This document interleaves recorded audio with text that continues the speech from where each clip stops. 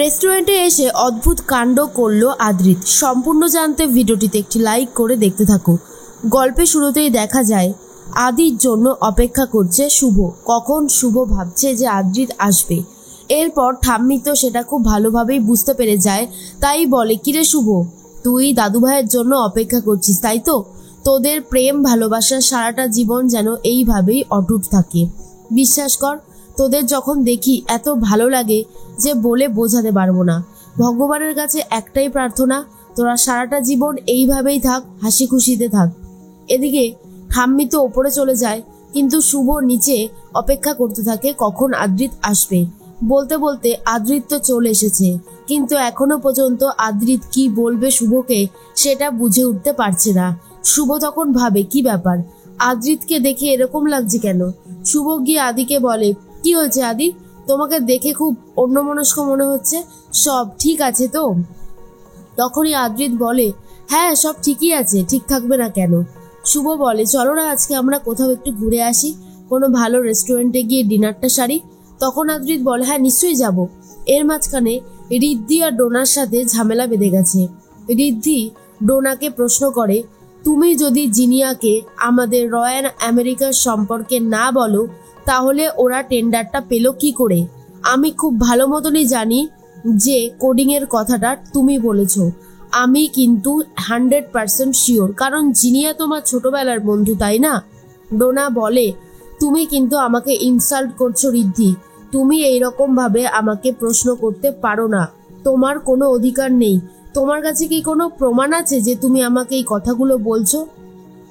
এরপর রিদ্ধি বলে, আমার কাছে এখন কোনো প্রমাণ নেই ঠিকই, তবে আমার দৃঢ় বিশ্বাস তুমি এই কাজটা করেছো।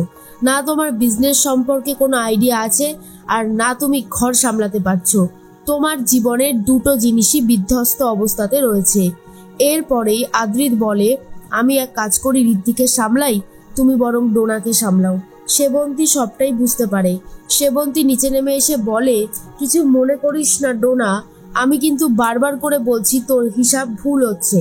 তুই ঘরেও সামলাতে পারছিস না, তুই বাইরেও সামলাতে পারছিস না, এই রকম করলে কি করে হবে বলতো? তখনই ডোনা ভাবে যে এইভাবে আমাকে ইনসাল্ট করছে, আমি আর এখানে থাকবই না, আমি এখান থেকে চলে যাব। আর সেই জন্যই রীতিমতো নিজের বাড়িতে যাবে বলে প্রস্তুতি নিতে থাকে। তখনই সেবন্তী বলে, শুভ দেখলি, ও কি পাগল হয়ে গেছে? ওর মাথায় কি সাধারণ বুদ্ধিটুকুও নেই? আমি কি বলেছি আর কথাটাকে কোন মাইন্ডে নিয়েছে? শুভ বলে, মা তোমরা একটু শান্ত হও, রাগারাগি করে ভুল ডিসিশন নিলে সেটা কারোর জন্যই ঠিক হবে না। শান্ত মাথায় ডিসিশন নেওয়াটা সেটাই ভালো হবে। এর মাঝখানে শুভ ভাবে, একি আদ্রিত কোথায় চলে গেল? ওর সাথে তো আমার বেরোনোর কথা, শাড়িটাও তো দেখতে পাচ্ছি না, শাড়িটাই বা কোথায়? হঠাৎ করেই একটা ফুলের তোড়া আসে, আর তাতে একটা কার্ড লেখা ছিল। বিউটিফুল শাড়ি গিফট করার জন্য তোমাকে অনেক ধন্যবাদ আয়ান, মোহনা। আবারও মোহনা এরকম একটা ফুলের তোড়া পাঠিয়েছে, আর এটার জন্য প্রচন্ড রেগে গেছে শুভ, আর ভাবে, আদি আবার এরকম কাজ শুরু করেছে। ও যে আমায় বলল ও আমার কাছ থেকে অন্তত আর কিছু লুকাবে না। না, এখন আমি আর ওকে কোনোভাবেই জিজ্ঞাসা করব না, পরে জিজ্ঞাসা করব। ফুলটা আর নিজের ফোনটা একসাথেই রেখে চলে যায় উপরে শুভ। অন্যদিকে আকাশের কাছে একটা কার্ড গিয়ে পৌঁছেছে। উইশ করেছে নাকি শুভ, কিন্তু শুভ আদৌ আকাশ সেনকে উইশ করেইনি। ওই কার্ডটা লিখে পাঠিয়েছিল জিনিয়া। আকাশ তখন ভাবে, শুভলক্ষ্মী যখন আমাকে উইশ করেছে, ওনাকে একটা থ্যাঙ্কস জানানো দরকার।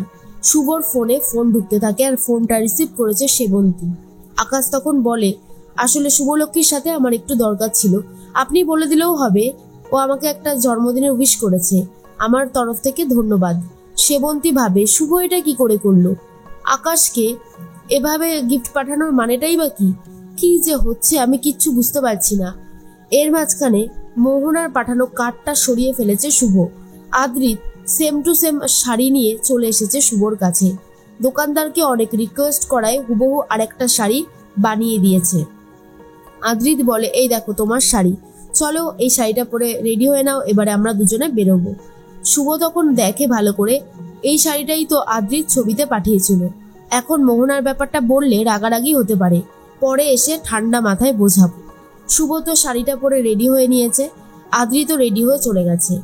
এরপরে এমন একটা রেস্টুরেন্টে গেছে যেখানে আকাশ আর মোহনা অলরেডি উপস্থিত রয়েছে। আকাশ বলে, এই রেস্তোরাঁতে আমি অনেকবার বন্ধুদের সাথে এসেছি, আজ তোর সাথে আসলাম। মোহনা বলে, আমরা তো বন্ধুই তাই না দাদা, তোর সাথে আমার এজ ডিফারেন্সটা একদমই কম, আর তুইও আমাকে সব কথা শেয়ার করিস, আমিও তোকে সব কথাই শেয়ার করি, তো আমরা বন্ধুই তো হলাম। এরপর আদ্রিত গাড়ি পার্কিং করতে ব্যস্ত, শুভ ততক্ষণে রেস্টুরেন্টের ভেতর ঢুকে গেছে। শুভলক্ষ্মীকে দেখে আকাশ ডাক দেয় আর বলে, শুভলক্ষ্মী আপনারা এখানে আসুন। শুভ দেখে মোহনাও হুবহু একটা সেম শাড়ি পরে এসেছে, আর মোহনাও দেখে শুভও একটা সেম শাড়ি পরে এসেছে। শুভ তখন ভাবে নিশ্চয়ই আদ্রিত এই শাড়িটা ওকে গিফট করেছে। মোহনাও ভাবে শুভকে সেই একই রঙের শাড়ি গিফট করলো আয়ান। বসে বসে যখন গল্প করছে তখনই হঠাৎ করে মোহনার ফোনটা বেজে ওঠে। মোহনা সেই ফোনটা ধরতে একদম সাইডে চলে যায়, আর ঠিক সেই মুহূর্তে আদ্রিত ঢুকে এসেছে। আদ্রিত ঢুকে প্রথমে মোহনাকেই দেখে, যেহেতু মোহনা পিছন ঘুরেছিল তাই মোহনার মুখটা দেখতে পারিনি, আর ভেবেছে শুভই হয়তো দাঁড়িয়ে আছে, তাই কিছু না বলে কয়ে প্রথমেই গিয়ে মোহনাকে জড়িয়ে ধরে শুভ ভেবে। আর এদিকে আকাশ আদ্রিতকে ডাকতে থাকে, শুভ মাথা ঘুরিয়ে দেখে মোহনাকে জড়িয়ে ধরেছে আদ্রিত, আর এটা দেখার পরে শুভ তো অনেক রেগে যায়। তখনই মোহনা বলে, আয়ান তুমি? আর এরপরে আদ্রিত মোহনাকে দেখে জাস্ট শকড হয়ে গেছে, কারণ বুঝতে পেরে যায় যে সে ভুল মানুষকে জড়িয়ে ধরেছে। কিন্তু মোহনার তো অনেক ভালো লাগে, রেস্তোরাঁয় সবাই ছিল আর সবাই কিন্তু এই দৃশ্যটা দেখেছে। শুভর অনেক খারাপ লাগে, কিন্তু শুভ তবুও কিছু বলতে পারে না। এরপর আদ্রিত শুভকে বোঝানোর চেষ্টা করে যে ভুলবশত এটা হয়ে গেছে, এটা কিন্তু ইচ্ছাকৃত নয়, আর শুভ বুঝতে চায় না।